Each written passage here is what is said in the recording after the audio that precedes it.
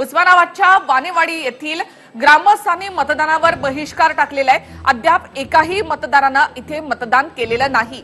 बार्शी तालुक्यातल्या वानेवाडी गावातला हा सगळा प्रकार आहे।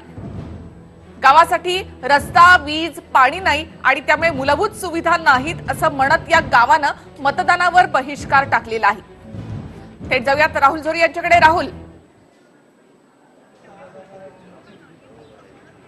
निखिल, एकंदरीत बघितलं तर मराठवाड्याचं सगळं जर चित्र पाहिलं तर इथं खरंच कुठल्या मुद्द्यावर निवडणुका लढवल्या गेल्यात हा देखील एक महत्त्वाचा प्रश्न आहे। कारण ज्या पद्धतीनं दोन्ही उमेदवार जे आहेत एकमेकांवर वैयक्तिक टीका करताना दिसले, एकमेकांचं उणधुणं काढताना दिसले, मात्र विकासाचा मुद्दा नेमकं होता कुठं? कारण केवळ वानेवाडीच नाही तर अनेक मराठवाड्यातली किंवा या मतदारसंघातली, उस्मानाबाद मतदारसंघातली अनेक अशी गावं आहेत जिथं अगदी मूलभूत सोयीसुविधा, अर्थातच पाण्याचा प्रश्न असेल, रस्ते असतील, वीज असेल किंवा इतर गोष्टी असतील, मूलभूत सुविधा देखील कसल्याही पद्धतीनं पुरवल्या गेल्या नाहीत। आणि याचाच परिणाम म्हणून वानेवाडीनं आज पूर्णपणे या सगळ्या कामा म्हणजे मतदानाच्याच कार्यपद्धतीवर बहिष्कार टाकला आहे। एकाही गावकऱ्यांना अद्यापपर्यंत मतदान केलेलं नाहीये।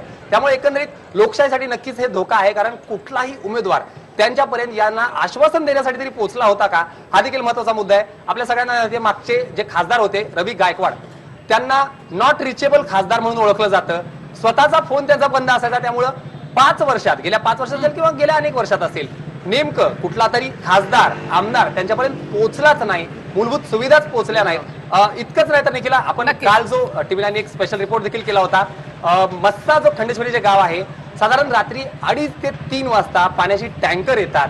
रात्रभरही लोक जागरून करतात। त्यामुळे अशा पद्धतीचे बहिष्काराचे प्रकार येत्या काळात वाढलं तर काही वावगं ठरणार नाही। कारण इथं राजकारण हे केवळ वैयक्तिक मुद्द्यावर, पक्षाचं राजकारण आणि मोदी राहुल वर्सेस एवढंच काय राजकारण चालते। विकास मात्र मराठवाड्यातून संपूर्णपणे हरवलाय। नक्कीच धन्यवाद राहुल। पुन्हा अधिक माहितीसाठी तुमच्याकडे येऊच। या